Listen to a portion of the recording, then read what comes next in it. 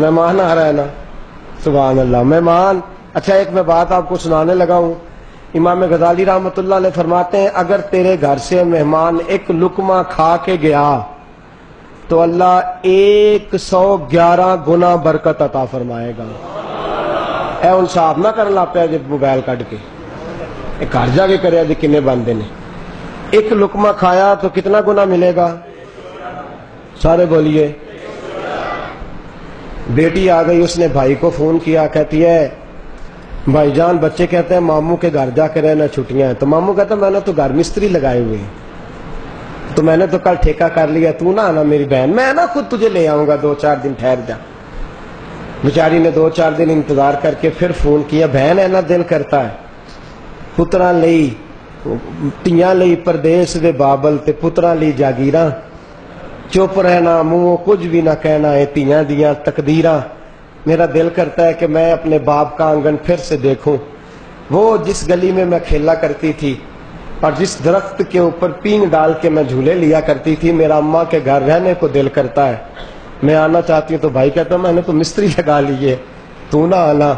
اور بہن آ گئی بھائی کے گھر، اور بھائی کہتا ہے تو بہن تیرے بچوں کے سکول کھل گئے ہوں گے، میں گاڑی نہ لاؤں، تجھے چھوڑ آتا ہوں. 6 بچے لے کے وہ بیٹھی کار میں، سارے رستے روتی گئی، سارے رستے روتی گئی. خامد کہ تم مہینہ رہنے گئی تھی واپس آ گئی. کہنے لگی نہیں میرا بھائی تو ضد کر رہا تھا تو نہ جا، بھابھی نے کئی دفعہ کہا ہے تو نہ جا، لیکن میرے پاس ہے، میں کیا کرتی، اس لیے میں آ گئی ہوں، اس لیے آ گئی ہوں کہ ان کے گھر میں نا بچے تنگ کرتے تھے، شرارتیں زیادہ ہوتی تھی، گرمی زیادہ لگتی تھی، تو میں لوٹ آئی ہوں. مہمان آیا رحمت لے کے، کرم لے کے، عطا لے کے، مہربانی لے کے، لیکن ہم نے کیا رزلٹ نکالا؟ ہم نے کہا کہ تو واپس جا.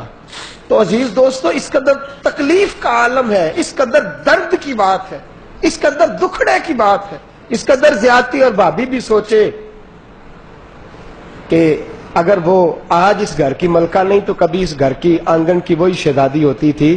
اس کے لب ہلتے تھے تو باپ کا کلیجہ مچل پڑتا تھا، جو بیٹی کہے گی ویسے ہی کروں گا. آج تو یہاں اسے چند گھڑیاں بھی گزارنے نہیں دیتی.